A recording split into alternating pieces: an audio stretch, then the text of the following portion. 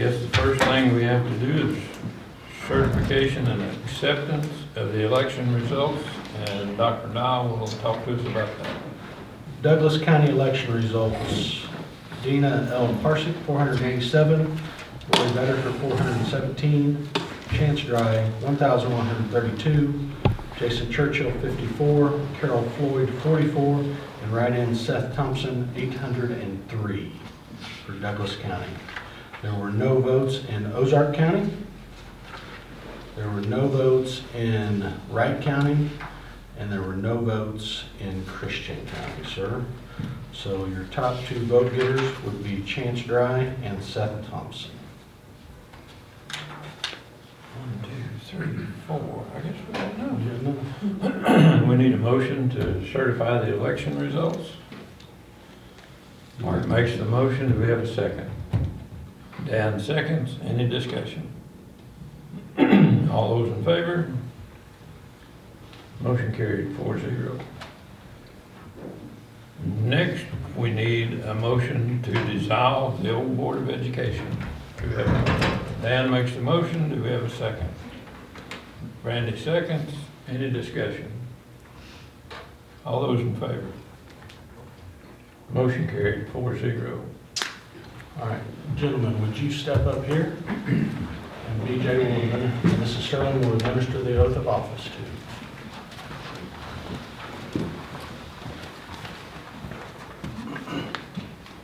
You guys will repeat after me.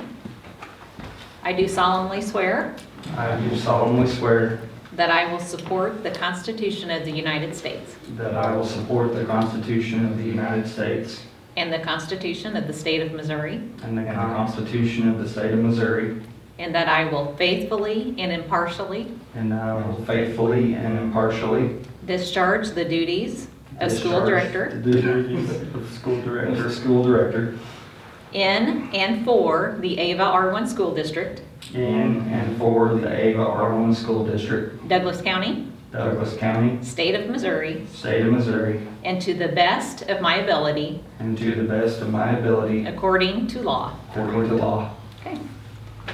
There are a couple of minutes while you're looking. All right, gentlemen, let's see.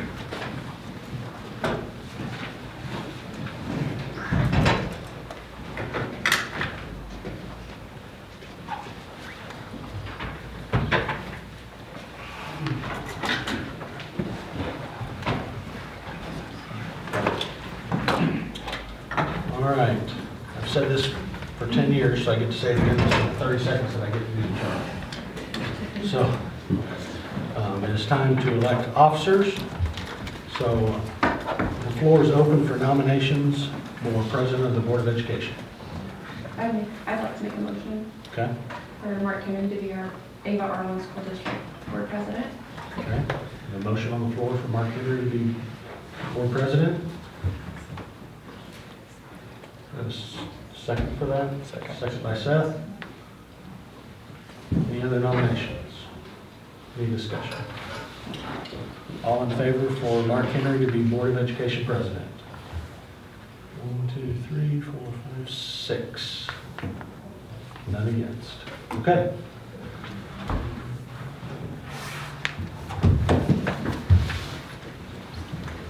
Stay there. Wherever. It's up to you.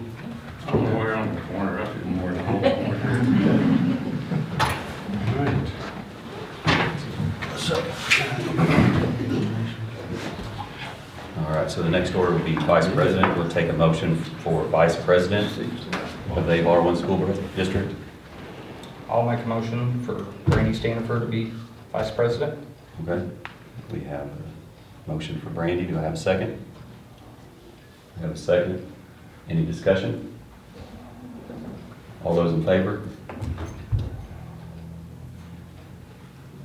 You can't vote for yourself. Right. Making sure. All right, You can't five, vote. 4, Sorry, you can vote for none yourself. opposed. Right, 6-4. 6-4, I'm sorry. Guess you vote. Yeah, and I voted. Secretary. Secretary, we'll take a motion for Secretary.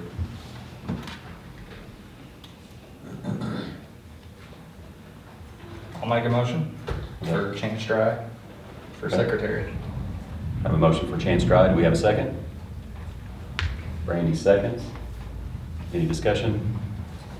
All those in favor? 6 in favor, none opposed. Any opposed? On the treasurer piece, I know Mrs. Parsick has been the treasurer since September probably. I will reiterate that for 30-plus years, the bookkeeper has been the treasurer. It's the board's pleasure to do that. Kelsey Croston is our bookkeeper. And obviously, we are audited every year. That would be my recommendation, but the board can do what they choose to do. I'll make a motion for Kelly Croston to. Kelsey. Or Kelsey, sorry. Kelsey Croston to be our treasurer. Okay, we have a motion for Kelsey Croston to be the treasurer. Do we have a second? Seth Thompson, second. Any discussion? All those in favor? 6 in favor. Any opposed? None opposed. Next on the list is the MSBA delegate. And so we need a motion for the MSBA delegate.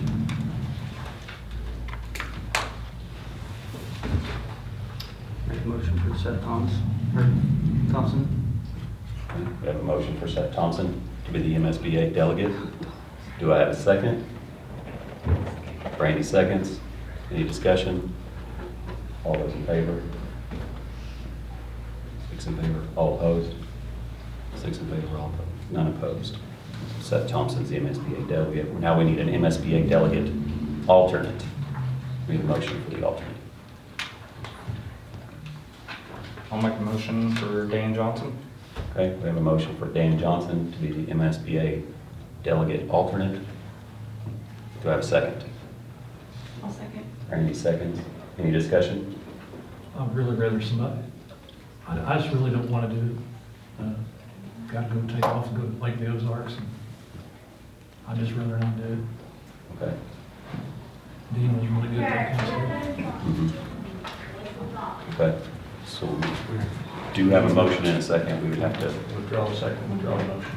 if we would like to, we'd like to do that. I'll withdraw my motion. Okay, so we withdraw that motion in a second. Okay, So an officer can be a delegate? It's up to you. okay. So do we have any other motions for the MSBA delegate alternate? You don't have to have an alternate, but it's good to have one just in case. It can be any officer. Yeah. I'll nominate Brandy. Okay, we have a motion for Brandy to be the MSBA delegate alternate. Do we have a second? Chance seconds. Any discussion? No. All in favor? 6 in favor. Any opposed? None opposed. So that concludes our brief organization meeting. I need a motion to adjourn. Brandy makes a motion, Dan seconds. All those in favor? 6. Any opposed? 6 in favor, none opposed. Meeting's adjourned. All right. Minutes.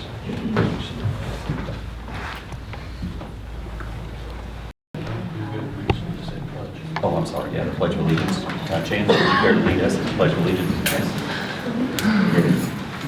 I pledge allegiance to the flag of the United States of America and to the republic for which it stands, one nation, under God, indivisible, with liberty and justice for all.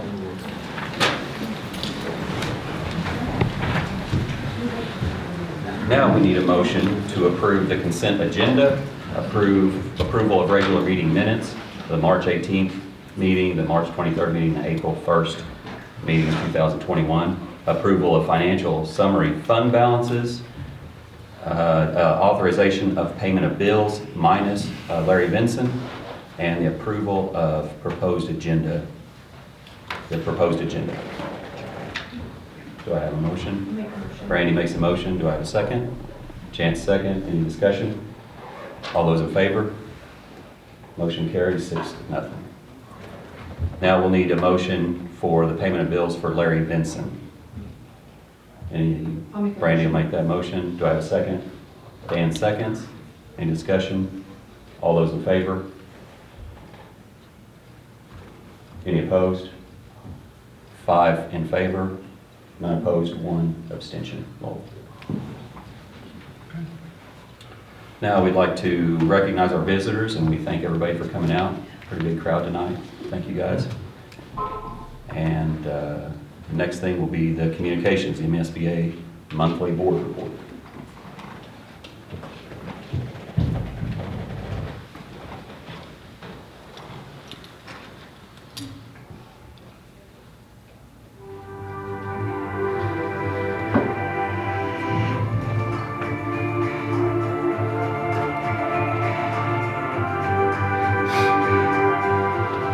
Hello, everyone, and welcome to the Missouri School Boards Association's board report for the month of April.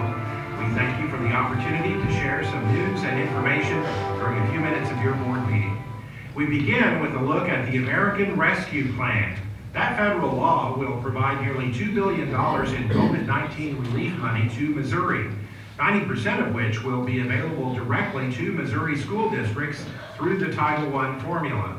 Department of Elementary and Secondary Education Deputy Commissioner Dr. Carrie Monzes tells us the money can be used for a wide range of purposes. Lots of different things to support students, whether it's addressing learning issues from time missed related to COVID, supporting schools in the technology areas, professional development for staff, mental health supports for students and staff, quite a wide range of supporting areas that schools can utilize. And essentially it's any area that's in response to the COVID pandemic is fairly broad and included within these provisions. Monzes adds there's a strong emphasis on addressing student learning loss that may have occurred this school year. There are a wide range of responses the district may have for learning loss. Summer school is a perfect example. Many of our schools already have summer school programs, but to the extent we can expand and involve more students, not only in this coming summer, but potentially the following summers, there is that possibility. There's extra learning time potentially during the regular school year that could be supported with this. So again, it's a district tailored need for that. And I will mention also that this latest round of relief does include a 20% requirement or reserve for each district to apply to learning loss activities. School districts also can use the money for Wi-Fi hotspots and devices for students without internet connections for remote learning. Funds under the American Rescue Act will be available through the Elementary and Secondary School Emergency Relief Fund, or ESSER. The lack of internet access for many students and families continues to be an issue in Missouri. A bill before the Missouri legislature would require the Department of Elementary and Secondary Education to issue an annual report on the number of students throughout the state without adequate internet access at home. A school board member from the Mountain View Birch Tree School District in southern Missouri, Shelley Mantell, testified before the House Elementary and Secondary Education Committee on the bill, and she said internet access is a serious issue in her part of the state. What I really like is that internet is a utility. We have lots of students in our, not lots, but we have students in our district that don't have running water, don't have electricity for various reasons, but most of them have running water and electricity, which is imperative to a healthy lifestyle. So internet now is that third utility. If we don't have access to internet, we can't educate our children. Mantell is an occupational therapist who works with students in 9 school districts in southern Missouri. She also serves as a member of the MSBA Board of Directors. If you were elected to your school board for the first time this month, welcome to school board service. Missouri law requires all school board members to receive 18.5 hours of training within their first 12 months of service. MSBA's CBM Essential Board Member Training fulfills this requirement and provides the foundation for becoming an effective board member. The training is free for all new board members. Check the MSBA website for a schedule of the in-person training opportunities along with registration information. Make plans now to attend MSBA's Igniting Great Ideas Summit, June 18th through 19th in Springfield. It's a great opportunity to participate in valuable leadership sessions and to connect with your colleagues from school districts throughout the state. Also, be sure your board is represented at the June Delegate Assembly to be held in conjunction with the Great Ideas Summit. Delegates will be electing state officers for the coming year at that meeting. The nominating committee is proposing a slate of officers for consideration, including a candidate for president-elect and a candidate for vice president. Video interviews with the candidates are posted on the MSBA website. And if your school district is interested in making a presentation at the 2021 MSBA Annual Conference this fall, you can now submit your proposal. The request for a presentation form is available on the MSBA website. The deadline for submitting your proposal is May 14th. The 2021 Annual Conference is set for November 4th through 7th in Kansas City. That's it for this edition of the MSBA Board Report. Thanks for allowing us to have some time at your board meeting, and so long from Columbia. All right, so next on the agenda is public comments, and we didn't have anybody sign up for the public comments. So we move on to the Ava Board Spotlight. So it is my honor to introduce Dr. Barbara Deegan. She has been a staple in our community for a long time as our elementary music teacher, and really brought a great program to our students, and is retiring at the end of the year. So we are going to miss Dr. Deegan, but I think her legacy will live on with our Ozark Strings project. So I'll turn it over to you. Okay. I thought very deeply about what I wanted to say tonight, and I'm not going to get long-winded because you don't want to hear me talk. You want to hear some students play. Leonard Bernstein said, our response to violence will be to create music more devotedly, more lovingly, and more intensely than ever before. I think it's very apropos at this point. We had a very hard-fought school board election. This is a wonderful place to work. I've worked here for 16 years, and my heart is in these buildings. My heart is with these students.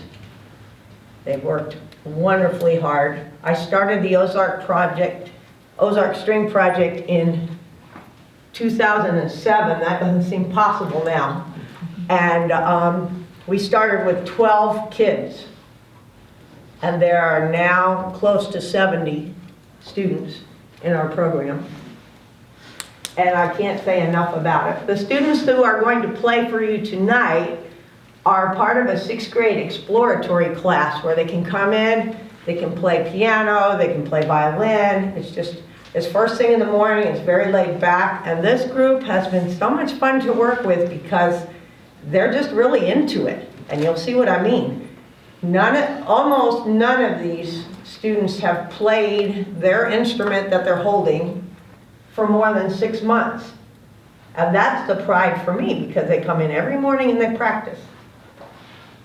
Miss Cheyenne, come on up. This is Cheyenne Cook. And you don't need music?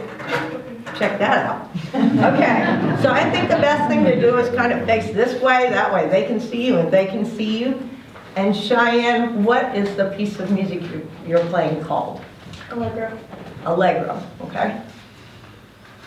Put up on your shoulder, play one long note so we can feel what it's like, okay? Okay?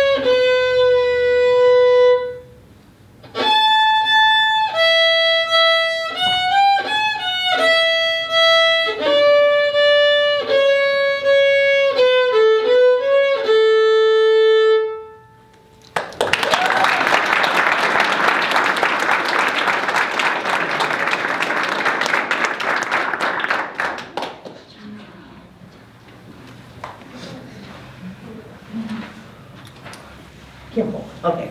I was having trouble remembering her last name. This is Miss Sarah Kimball. And Sarah just joined us this year. Where were you before this? Marshfield. Marshfield, okay. And what is the name of the piece you're playing? Perpetual motion.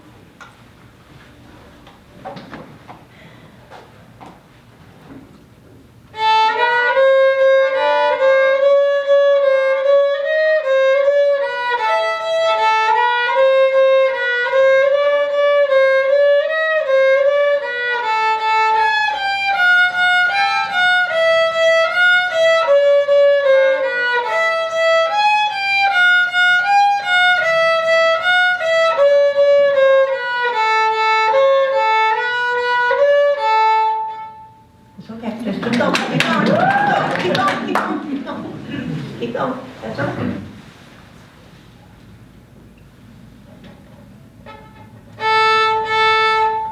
I don't remember. Okay, all right, let's take a breath, take a breath. We're gonna start right here, okay? Yeah. Actually, let's start right there, okay? Go ahead.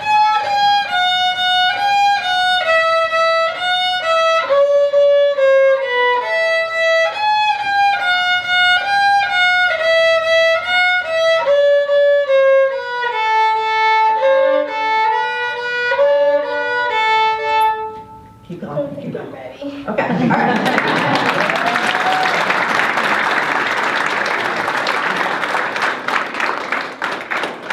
As we can see, nerves can definitely do a number on you. She's practiced that twice as fast, so. All right, good job, good. All right, so we have AJ Barfield and Samantha Thompson. And they are actually playing what's called a viola. If you look at them, you'll see they're quite a bit larger than the violins. And what's the name of the first piece you're playing? Worms. Slowly, slowly. One, two, three, go.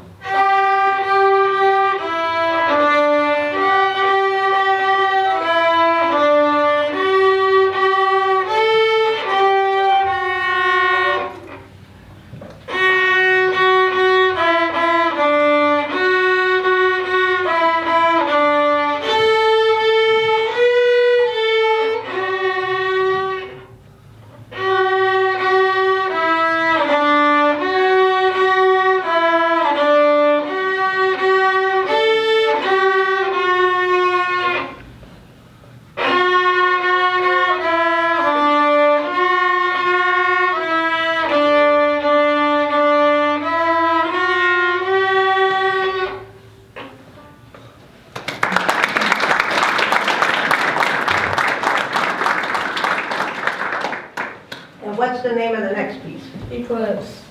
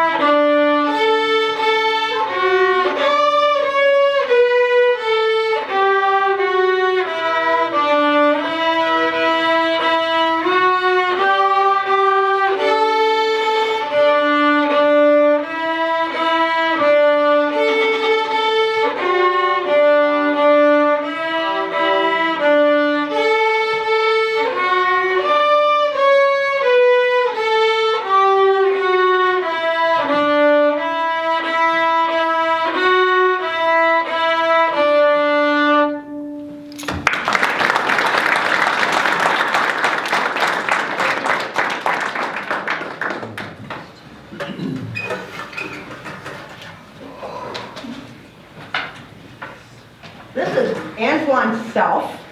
Antoine is also in the string project, but he used his exploratory time to play piano. And what's the name of the first piece you're going to play? Lately, Road. Okay.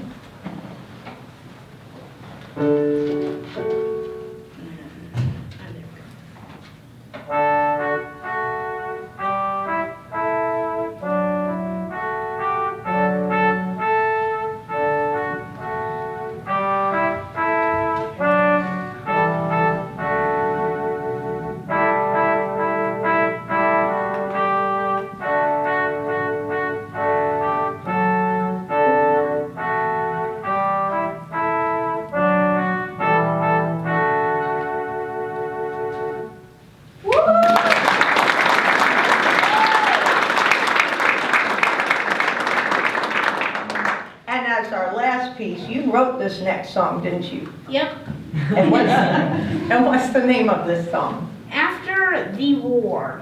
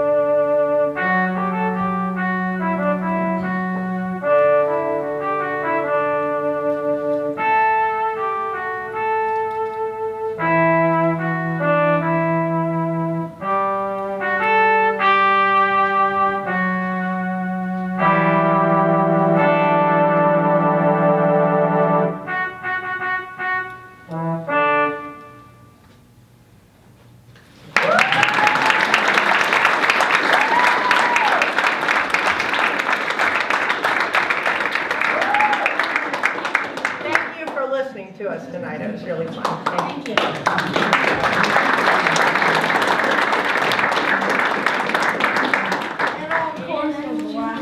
Go out and get your instruments in your cases.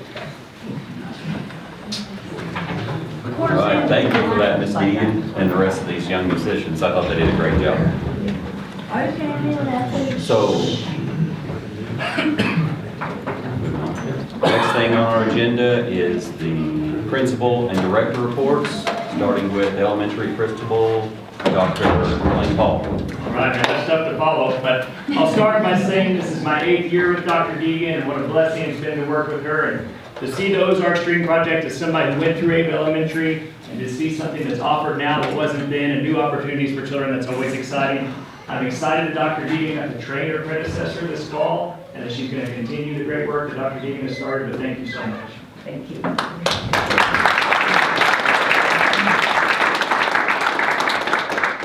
May 17th and 18th, board members, this is for you. We are bringing back our year-end awards, okay?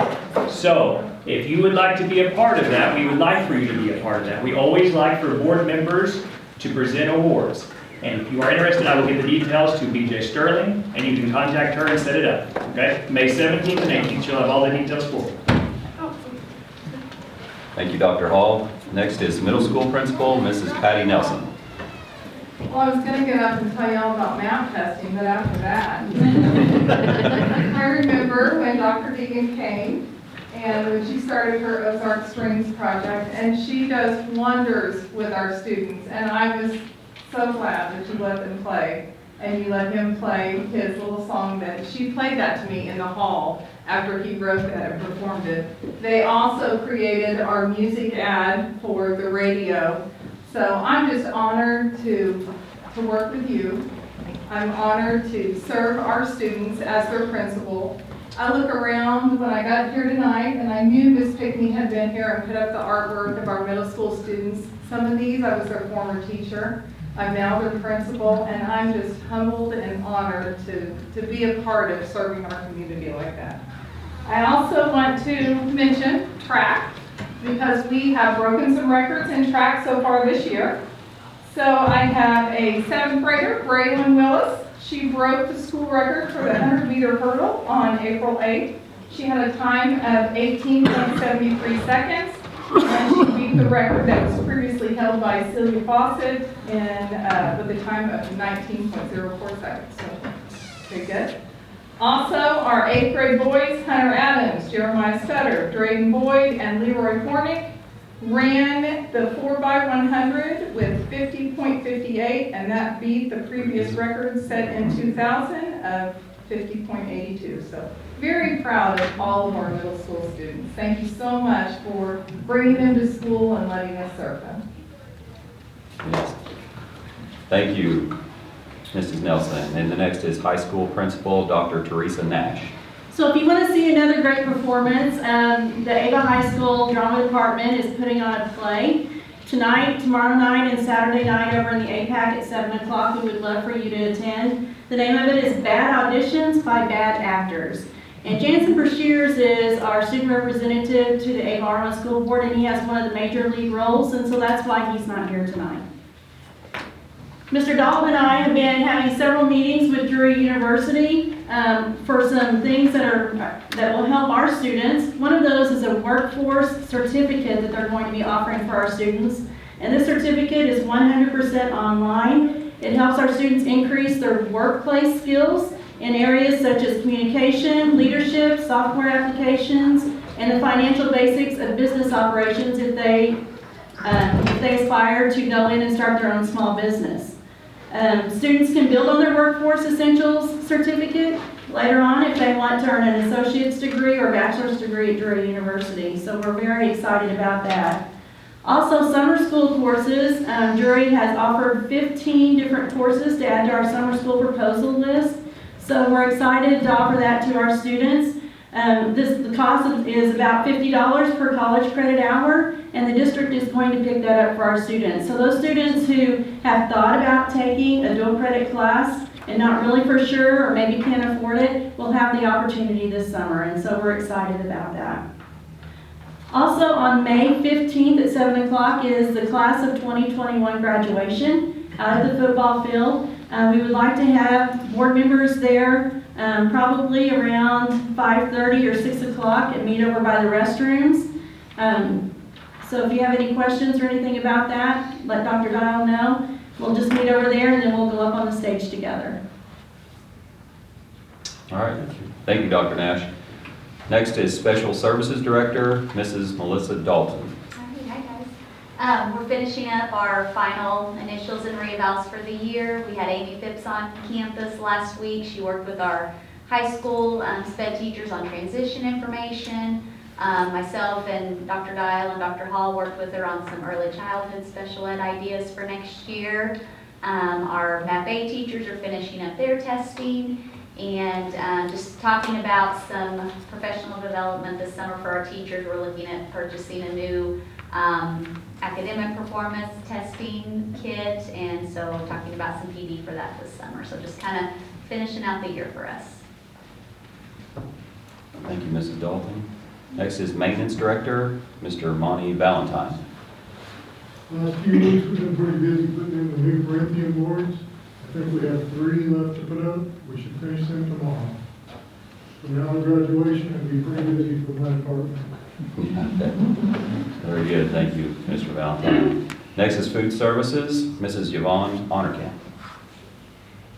We came back in December, and up until then we had celebrated all the kids' birthdays in the elementary, and with everything in the changeover we kind of forgot to pursue that as much as what we should have. So this month we celebrated all the kids from the birthdays from December up until March, and then we're going to do the April through July so we get all of our summer schools done.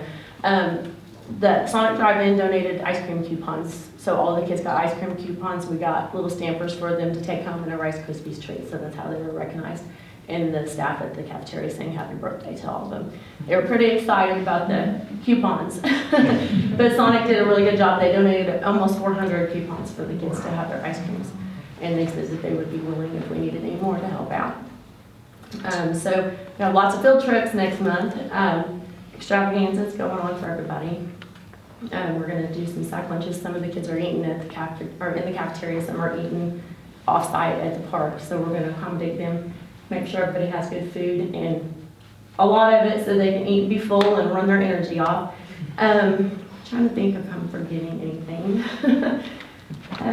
We're hosting the seniors' last lunch at school on, I believe, the 11th or the 14th. So we're going to give them an oriental bar, set them up with several different kinds of cashews, sweet and sour, maybe some teriyaki chicken, give them a dessert, and send them out with a bang with some good food. So if any of you guys have any suggestions, my email is up on the website, and I'm open to any kind of input or feedback, and anything's going to be looked at and considered. So we went through our audit, our first audit. We did. And we're going through a second one now. First one went good. And we're going through our second audit right now. And the number you gave me of the meals, yes. Why don't you tell them that? We have served over 32,000 meals last month, and that was with a week off for spring break. So we've done really well. Great. That's very good. Thank you. Yes, thank you, Ms. Arnold. Next is the executive administration reports. Dr. Dye. Couple things to share with you. You bring that up. So, Mr. Thompson, Mr. Dry, this won't make a lot of sense to you right away, but I'll explain a little more as we get moving. So, just go to April. Well, March is that last month, so, okay. So we're holding steady with our formula dollars. It's actually up. It was proration factor started in August, and we were only receiving 91% of our money. We're up to 96% of the dollars that the state owes us, so you can see that we're behind projected revenue right now, only of $25,888.98, so that is great. They predict by June we will be at 100%, so we're really comfortable with that. There's only a couple places where we're not going to hit the numbers. We probably will not hit our number in transportation, but that seems to happen every year. So maybe I need to budget a little bit lower, but hopefully there's some transportation bills moving. But our classroom trust, our Prop C dollars, which is the 1% sales tax, is stronger than we predicted. So we will see excess revenue in Prop C. Scroll that down just a little bit and all the way to the left. All the way down. Keep going. Keep going, keep going, keep going. Okay, so the number, so balanced owed from DESI for Prop C. We get somewhere in the neighborhood of 120 to 145,000, depending on how sales tax was the month before. And we have April, May, and June to go. We are only $94,000 short on our budgeted Prop C revenue. So we're obviously going to blow that number out of the water. We are 51,000 short, almost 52,000 short in transportation. And we get somewhere in the neighborhood of 11. You can see it's that bottom line, number 15, 11.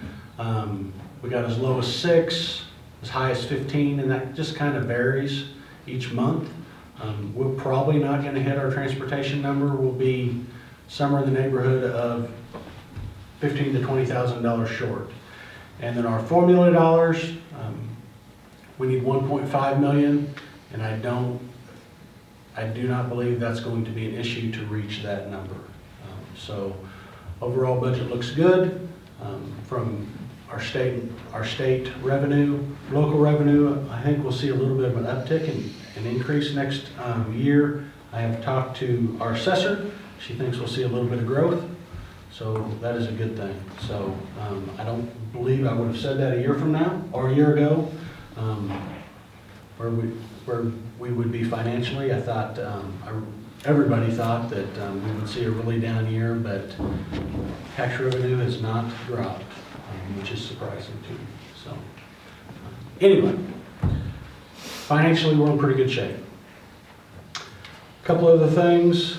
May 19th is the last day of school. So just wondered, that is a full day of school. It has been a half day sometimes in the past, but it is a full day of school, May 19th.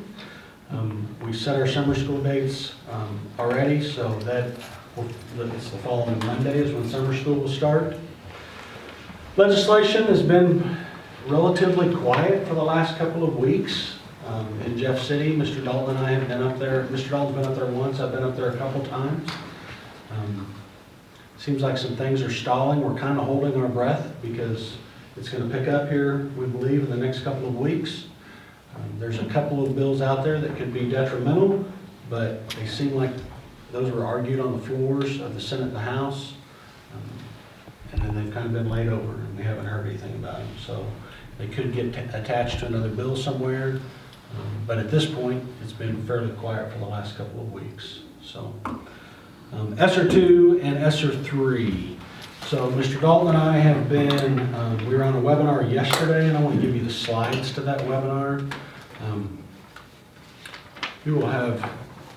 We are working through these funds slowly but surely. And I don't have any groundbreaking news for you today, but we've been on several calls. It's 43 pages long, so as you go through it, you may have questions. We're not going to try to go through each piece of it tonight, but we will be bringing you more information. You can't draw down any of these dollars anyway at this point. We do have a budget in there. We'll probably manipulate that budget a little bit, but we can't draw it down until there's a state appropriation bill for those dollars, and that's probably going to be the end of this month. ESSER 3, I think they said yesterday, we're probably looking at October before we could, that appropriation bill would be in the veto session. We're passing the veto session, and then we'll be able to draw those down in October. So lots of work to do on this front. Lots more information to bring to you. We are meeting next week in this room. I think the last count I had was over 20 superintendents are coming.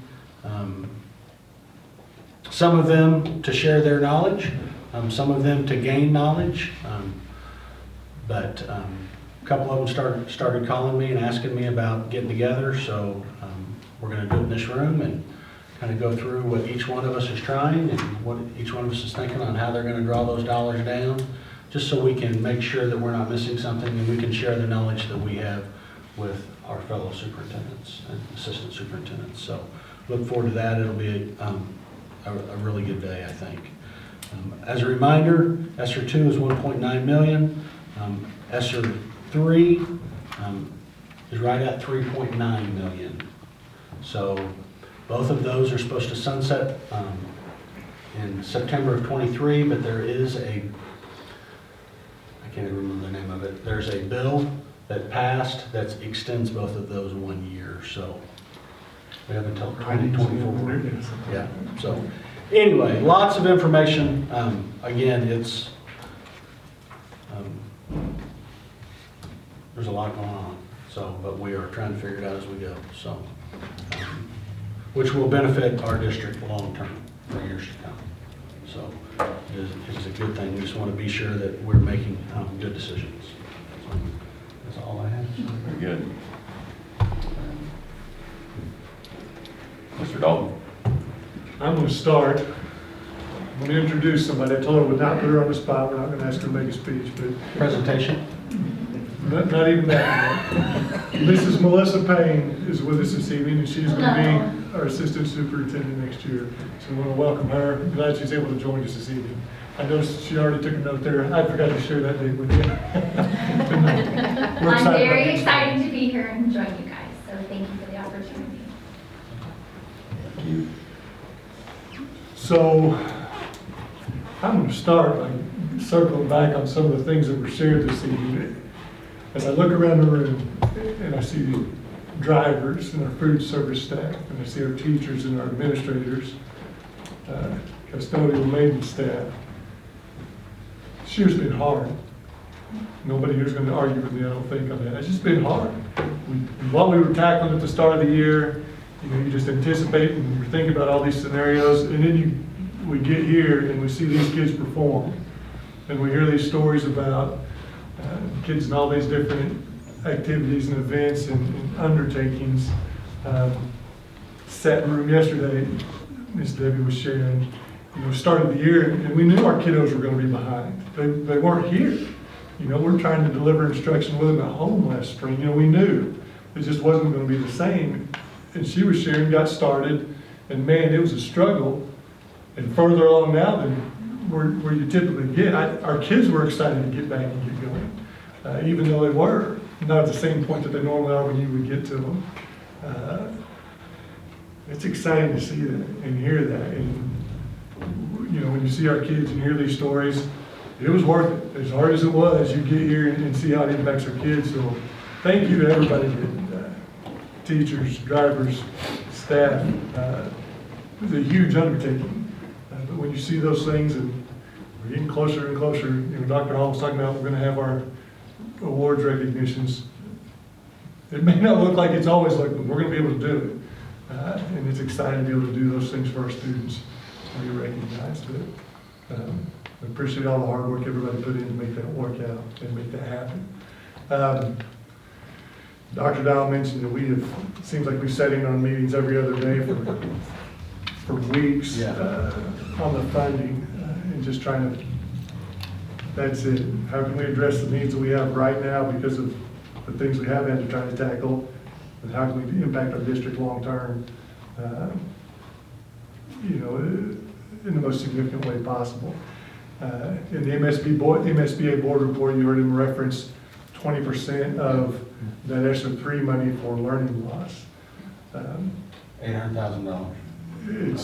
It's significant, when you go to thinking about things that you can do, whether that's additional tutoring. They talked about after school. We've got that. They talked about summer school. We already do that. But there are some things we're going to be able to offer and do that we think will benefit our students. To try to address, to fill that gap that we had to deal with from last spring.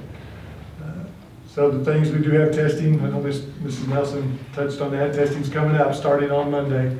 Folks will be getting going on that. The state did release some updated information.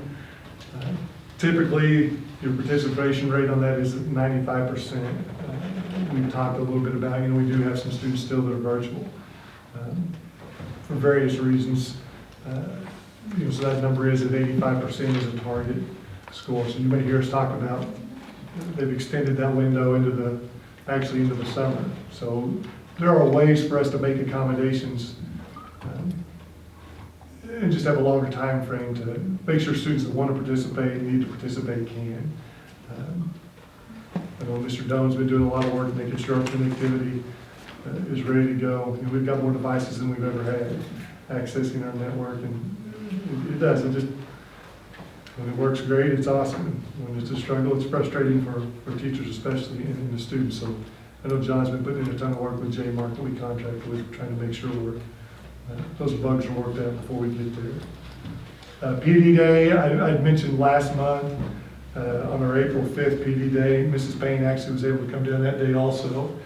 And we met with all of our content area teams, our grade level teams and content area groups, just to try to sit down and what we asked them to do that day, a wish list basically.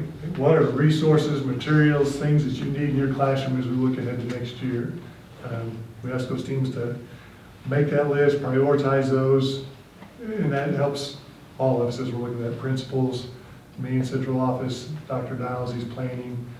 Just try to identify, all right, here's number one, here's number two. What are things that we want to, even if we can't do it now, what's our plan to get there? So those folks put a lot of thought into that as they made those lists. I actually started having some conversations about summer PD. Traditionally for years we offered one summer PD day. When you just do one day, it's hard. You're trying to offer something for everybody, and if somebody's got a scheduling conflict, they don't come or can't come. Obviously, last year with our COVID preparations, it looked unlike anything we've ever done. But what we're going to try to go back to do is offer multiple days just for specific teams. So we may have our math team come in on one day.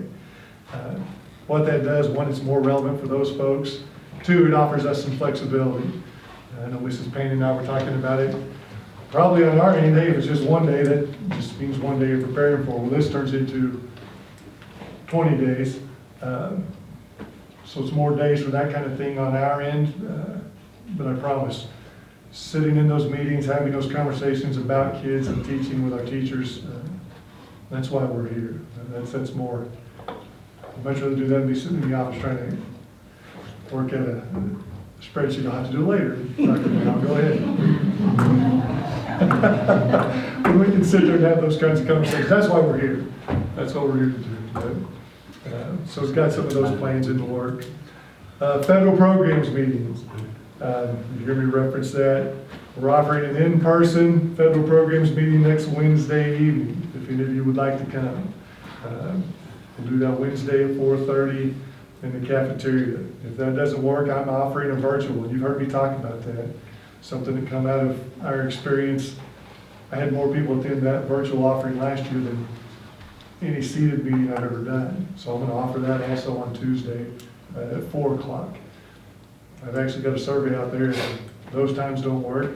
They're hitting me with some other dates potentially to do that. So I'm going to try to make contact with as many people as we can and get feedback as we plan those budgets. Dr. Nash covered a lot of the ground I wanted to talk about. Really, our Drury campus is offering some really cool opportunities. She referenced that workforce certification. I sat into that meeting and we're talking about some of the classes that go into to making a student qualify for that. My question was, can we do that as a standalone class? There's some leadership classes. There's some more in-depth finance classes for students, which I know is something we've talked about, and the answer was yes. So to me, there's just the potential there for our students to have access to some classes that we recognize are a need, and we can do that. So just some really cool opportunities in front of us. We're focused right now on the summer school part because that's coming up quickly. But there's some things that they are offering and trying to work through that we think will just give some kids some opportunities that we've not otherwise been able to offer. We are kind of the guinea pig's the wrong word. We're the test run on this summer school offering, so it's again just a unique opportunity. Looking forward to that. Okay. I know one of the questions that I think we get a lot with those dual credit courses is how do those credits transfer whenever they graduate and go to college? And they do. I think they're going to try to have that information for students. I think if you get really specific into this workforce certification, and this may be a credit that transfers towards something specific with jury. Now, lots of the other offerings are going to transfer wherever our students will want to go. When you get into that college algebra type class, that's going to transfer to pretty much anywhere our student wants to go to. Some of these specifics we're talking about, they're going to be pretty specific to the targeted vocational area for some of them even, and then some of them are going to be pretty jury specific. Dr. Nash, am I misspeaking on any of? No, and really, if they're going to a specific university, then they probably need to contact that university and see how they will transfer over. Yeah. At the very least, they will transfer as an elective credit. Right. So that used to be a complete disaster. When I dealt with this 10 years ago, that transferring in between universities was a disaster. The Department of Higher Ed has really worked to solidify that. It's not perfect in every case, but it is way better than it used to be. You go to UMKC and take some dual credit classes, which is part of the University of Missouri system, and they wouldn't transfer to the University of Missouri. They transfer as nothing. It seemed like it was a waste of time. But Department of Higher Ed, I'm at the Med, I met on a task force with them several years ago, and they were really working to try to solidify that and at least make it better. They haven't made it perfect, but at least make it better. I'll tell you something something that's valuable to me.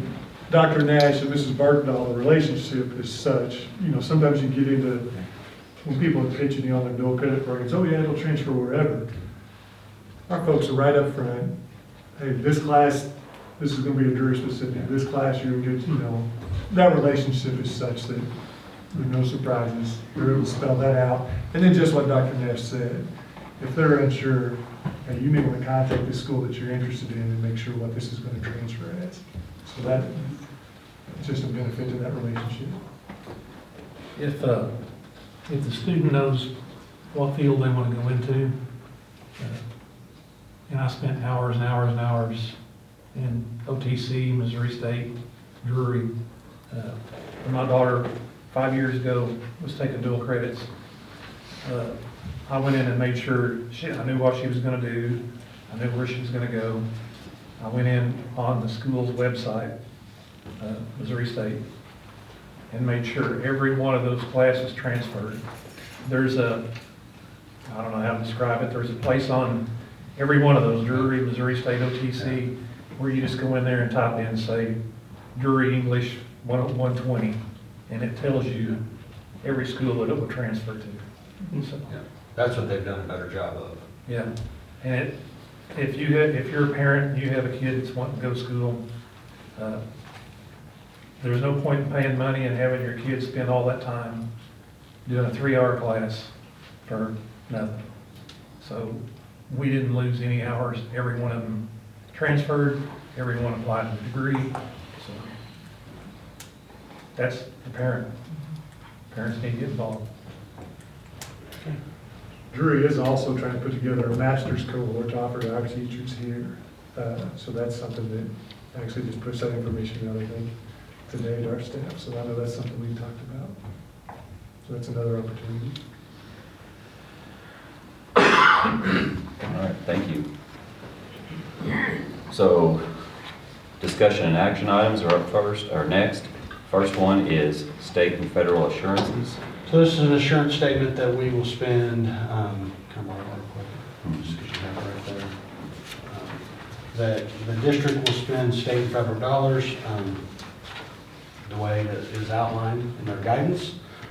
We are obviously audited every year on this, but this is just something the board has to authorize, and then the board president and I have to sign off on, as well as the compliance plan contacts. So we just need a motion to approve the state and federal assurances. Okay, so we need a motion to approve the state and federal assurances. Dan makes the motion. Do I have a second? Randy seconds. Any discussion? All those in favor? Carries 6-0. Next on the list is guidance counseling review.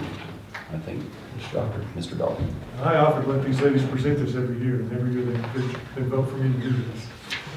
They put a ton of work in. Miss Katie Bergdahl, Miss Brooke Melton, Miss Kara Roberts, those are our counselors here in the district. I'm going to go through and hit some things that I have highlighted. If there's anything there you've got a question on, please let me know. I know one of the things here that I think our ladies do a great job of. They spend a ton of time in classrooms presenting information, meeting needs for our students.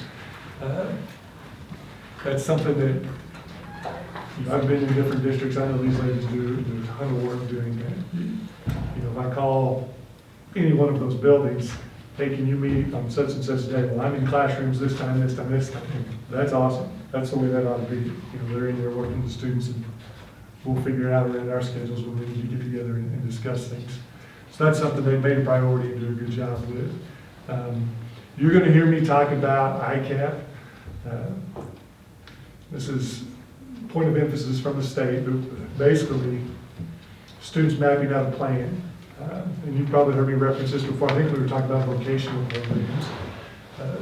So basically what it is, as students progress into upper middle school, they're having conversations with our counselors, with Bears time teachers. If a student is an 8th grader says, boy, here's what I'd like to be able to do when I graduate. They're mapping out a plan on how to get there, on what classes they need to take, on what that would look like. Now, if they change their mind as a 10th grader, they're having those same conversations and they're making adjustments. So that's something these ladies have done a lot of work on laying that out. We start, you go into the elementary, they're doing career exploration type activities. That obviously looks different if I'm doing that with a fourth grader than if I'm doing that with an 11th grader. But just sharing information about careers, about opportunities that are out there. So that's something these ladies do a lot of work with. Character ed, coping skills, stress management, those are all things that these ladies are taking on in our buildings.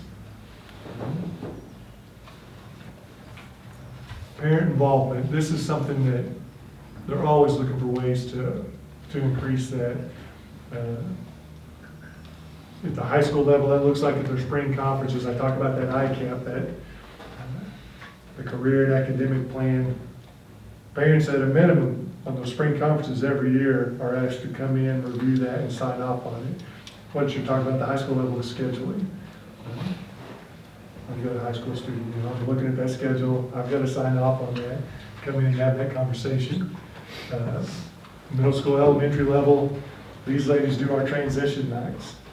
What we're talking about there, when you're talking about our fourth graders moving to the middle school, these ladies help with meeting with parents, meeting with those students on those nights.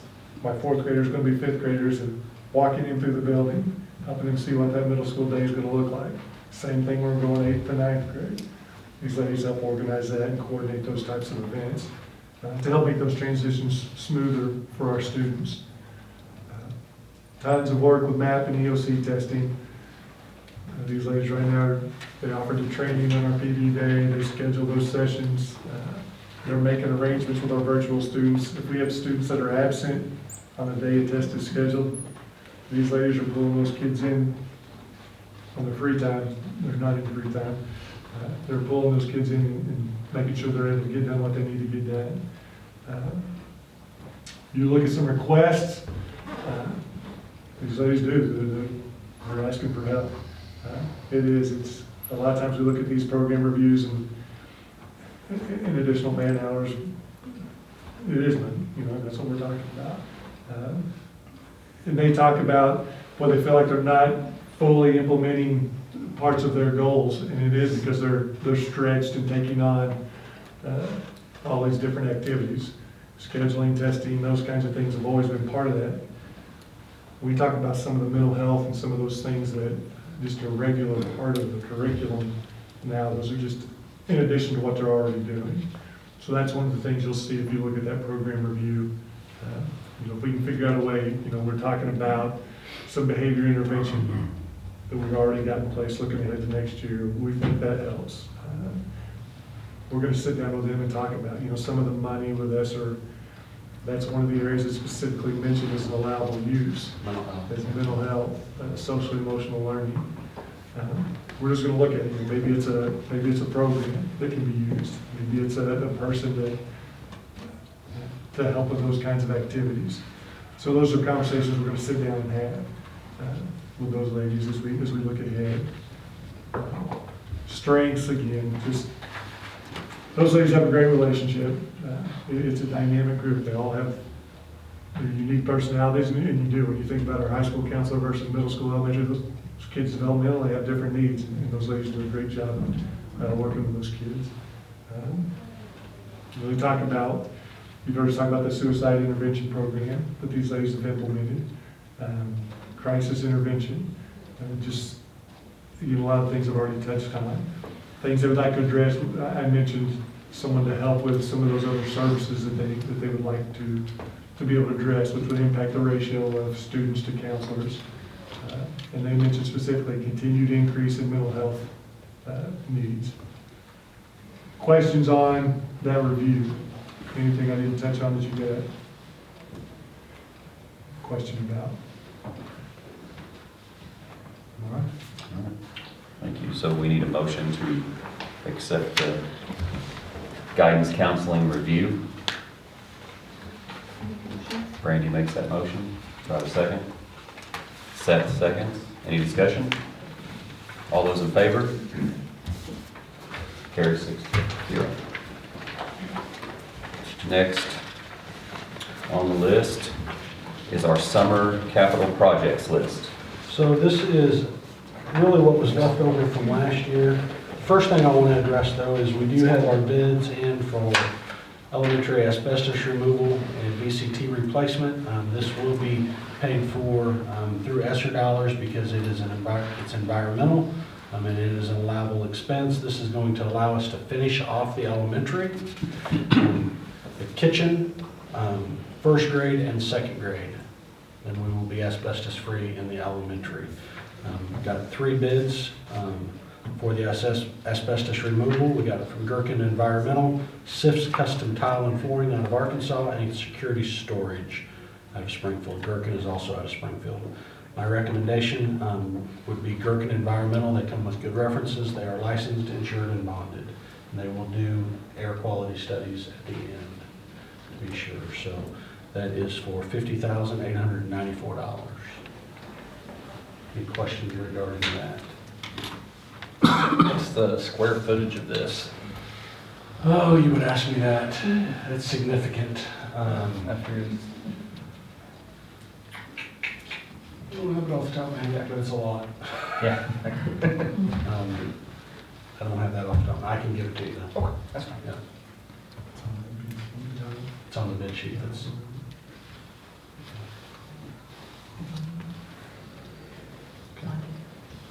Monty, you don't know the square footage of K1 and 2, do you? No. Off the top of your head? I didn't think so. But anyway, so that would be my recommendation. So we need a motion to accept the asbestos removal by Gherkin Environmental. Yes. I'll make the motion. Seth makes the motion. Do I have a second? A second. Brandy seconds. Any discussion? All those in favor? Carries 6-0. So then, if you take it up, then you got to replace it with VCT. And that, we got 3 bids. Our cheapest bid and qualified bid is Midwest Rug Company out of Springfield. It's $46,639 to replace. They're a lot cheaper than the other 2. Yes. Do we have any kind of track record on them? Yeah, we've used Midwest Rug in the past. They just chose not to bid the last couple of years. They were busy and couldn't, but I call them every year. So they were, what, $87 cheaper than one and $3,300 cheaper than the other, so. But yes, we do have a good track record with Midwest Rug, so I'm comfortable with that recommendation.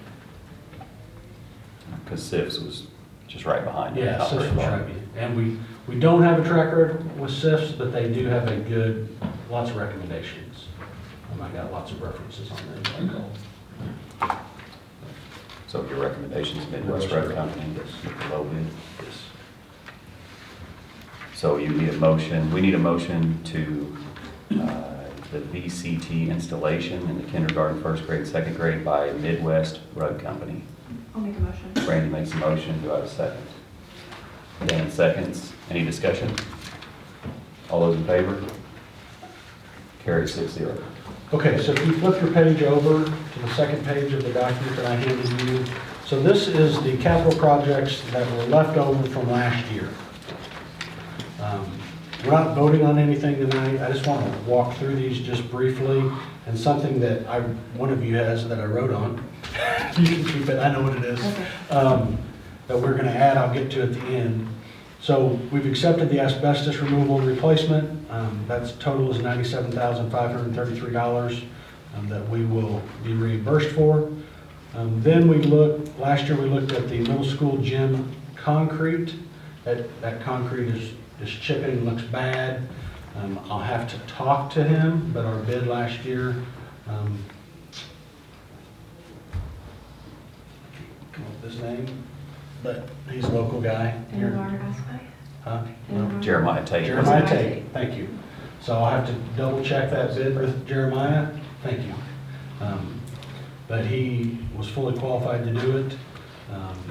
Kindergarten playground replacement, wall replacement, those are made of timbers and they are old. We have been replacing some a playground or two every summer, and we do that internally. We've talked about moving the middle school art room or at least upgrading the middle school art room so that we have a kiln and we have water in there. So that's something that we have looked at. Expanding our preschool parking lot, that's a fairly cheap expense. And upgrading our middle school bookshelves.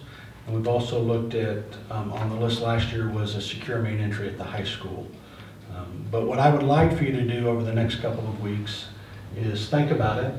You guys are around our facilities all the time.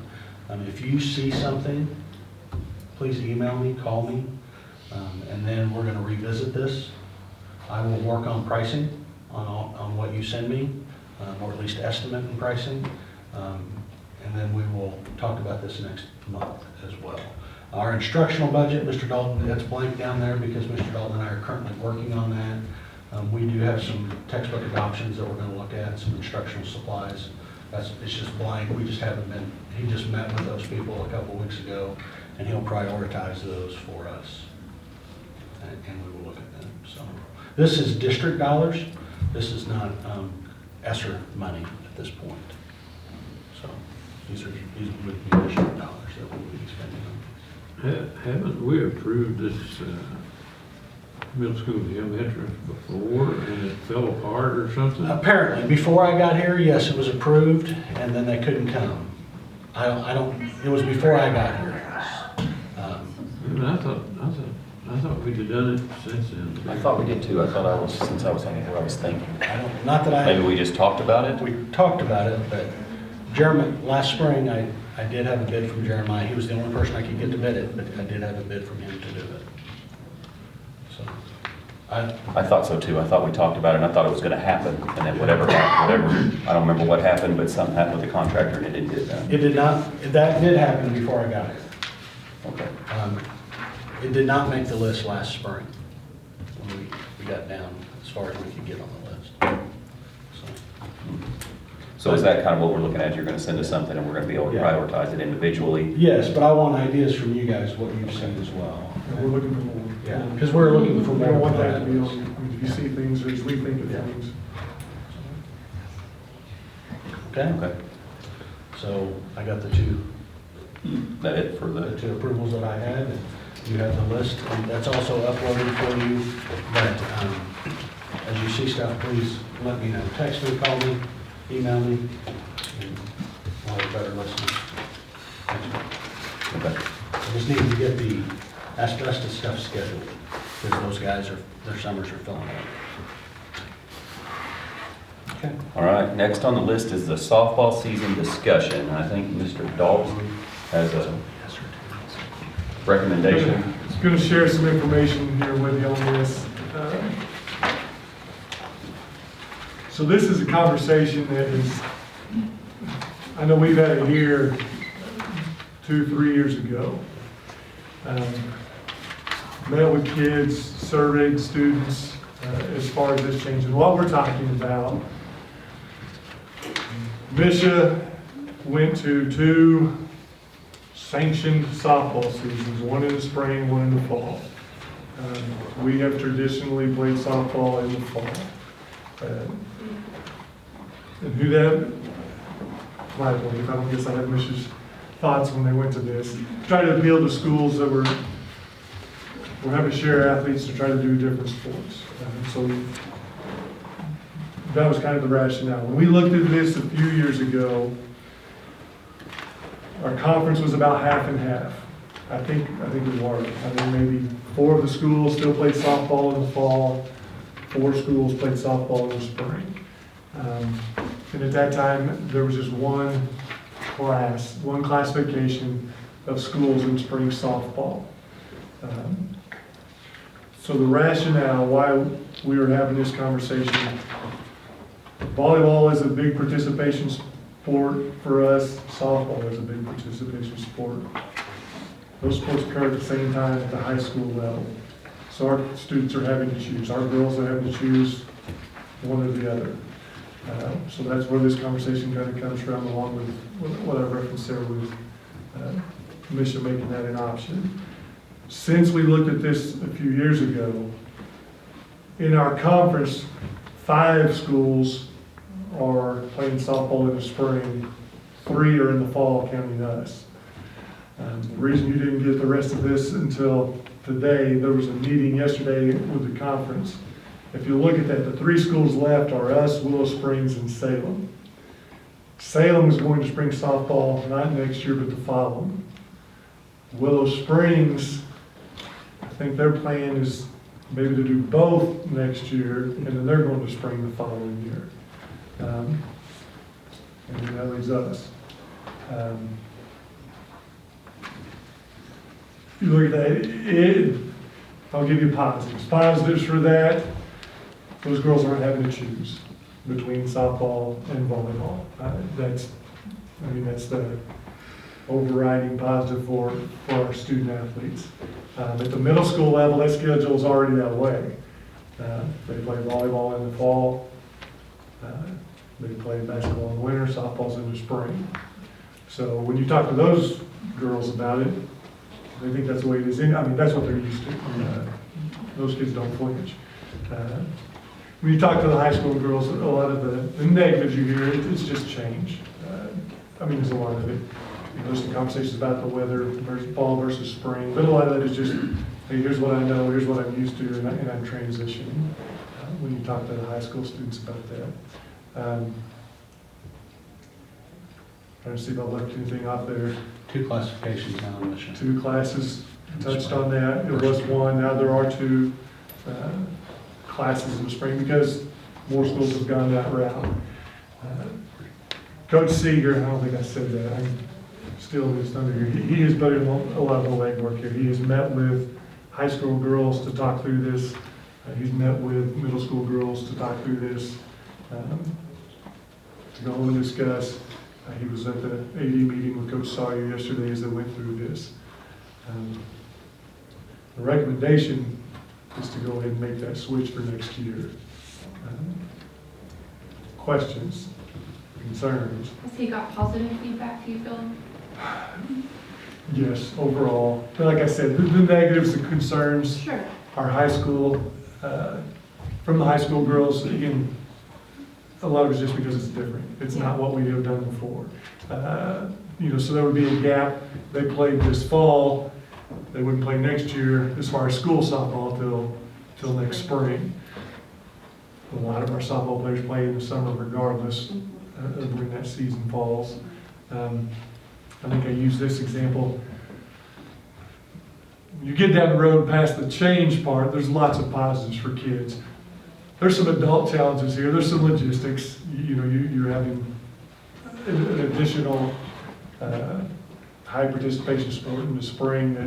It creates some logistics as far as facilities. You're talking additional coaches because right now, with junior high softball and high school softball being staggered, the same folks can coach. Some of those same coaches do that. So it impacts adults. To me, in the long run, if I look at, hey, what gives our students the most opportunities, it keeps them from having to choose. The sport it impacts probably negatively the most is girls track potentially, and that's Coach Seeger. He coaches that, so he is fully aware of what that looks like. And this was his write-up, his recommendation That's Coach Seeger's write-up. Was to switch it to the spring, and he's the girls track coach, which that would be potentially the only sport that it might affect in a negative way. Is that correct? That is speculation, but yeah, Speculation. I believe that would be the impact there. Instead of competing with the volleyball, would then compete with the girls track. In the springtime. But he is the girls track coach, so he's fully aware of that. He is aware of what that would look like. Like you said, the logistics is with the softball, junior high softball being in the spring. A lot of those same coaches are coaching junior high in the spring, and then there would be a need for additional staff for that. But I know same number of positions, just a different kind of no additional cost. Yes. But it comes up a little bit, at least every year, with incoming freshmen. When they're getting out of 8th grade, incoming freshmen have to choose. They've been playing volleyball and softball through junior high, and now they're saying you've got to choose which one, and they don't like that. And so I think this is the first time it's come. It's the first time it's come to the board since I've been on it. The last time there was we kind of talked about, and there was kind of a survey done, and it didn't sound like the high school students really wanted it to change. It wasn't overwhelming, and I don't think I explained this very well, I was talking about before. It wasn't overwhelming as far as the students clearly being one way or another. Our conference is still kind of split. So with what's happened now, you're down to 3 conference schools. Our girls aren't participating in a conference now in the fall. You have to have a minimum of 4 schools for that. You know, hey, what does that impact?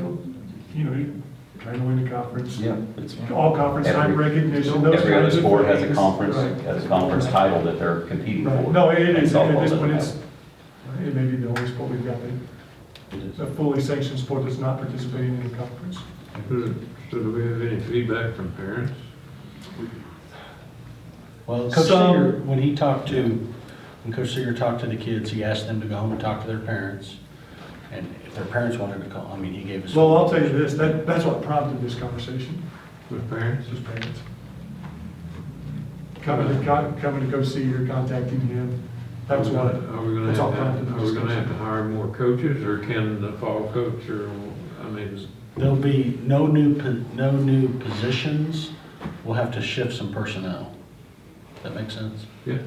Same number of coaches, it may just have to be some different folks, because now it's at the same time of year as when they might have been doing the So other. we're gonna do away with the fall, Yes. and talking about doing away with That's the what fall, that would moving mean. it. That's what that would mean, yes. And the rest of the schools are expected to follow suit. I believe in 2 years, if we go all 8 conference schools, Well, we know Salem's going. we know Salem's going, And we think Willow, they'll be we by go themselves Willow, if they go, don't. yes. If they go, how many's left? None.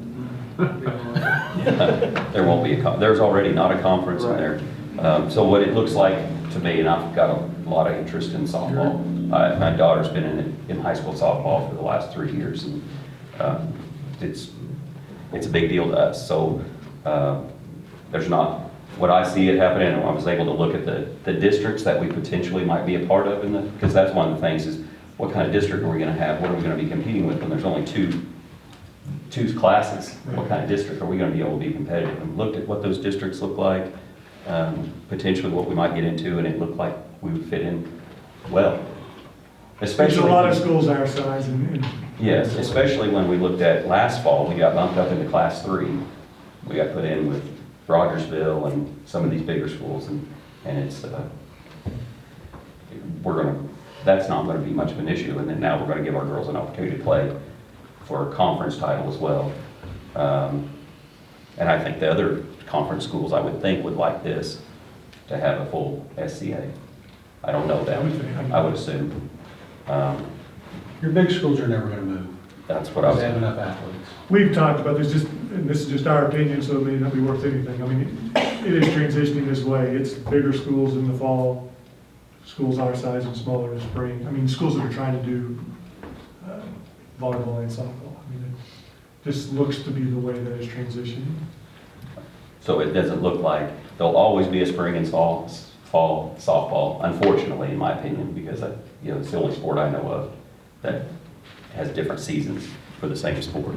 But the bigger schools can divide their female athletes and be able to compete well than the smaller schools. And that's what it looks like it's done already with the spring, is the smaller schools have been going over, and we're kind of in that middle of the road, I feel like, where we're starting to become one of the smaller ones. Mansfield just made the switch, from what I understand. Is that correct? That's my understanding. They switched over. A lot of the schools, smaller schools that don't have volleyball, they play in the fall, but they don't have a volleyball program, like Gainesville. I don't believe Seymour has one. I'll be curious to see for some schools with one going, if more do. But I know what they do is they play spring and fall. They just compete for districts in class in the spring and the fall, and then they play some spring games. Right. So potentially, the only money we might spend is maybe working on another field to have it practice ready, just some stuff like that, logistical wise. Okay. I would like to make a motion that we accept the recommendation of the athletic program. So Brandy makes a recommendation, makes a motion to accept the recommendation of moving the softball, high school softball season to the spring. I'll second that. And Chance seconds. Any more discussion? All those in favor? Carries 6-0. Last item on the agenda is policy GDBDA, and I'm gonna let Dr. Dial explain. This is easy. This is easy. So this has to do with support staff leave. So last fall, was it September, October? Somewhere in there. Somewhere in there, we made the move that unused sick leave pay when a teacher left, a certified person left the district, and we paid them $100 for the days that weren't used. Oversight, we didn't do that for non-certified, and we should. We should make it the same for all. So the recommendation is to, for GDBDA, for compensation for unused sick days will be $100 instead of the current $52.50 per unused sick leave. I think it's fair all the way around. I'll make a motion. Dan makes a motion to, for the GDBDA policy to change the non-certified staff from 5250 to 100. Do I have a second? Brandy seconds. Any discussion? All those in favor? Carries 6-0. And that concludes the items on our agenda. We just need a motion now to go to adjourn into closed session. Do I have a motion? Brandy makes a motion, do I have a second? Seth seconds. Any discussion? All those in favor? Motion carries 6-0. Thank you guys for attending. Next meeting is when? The day after school's out.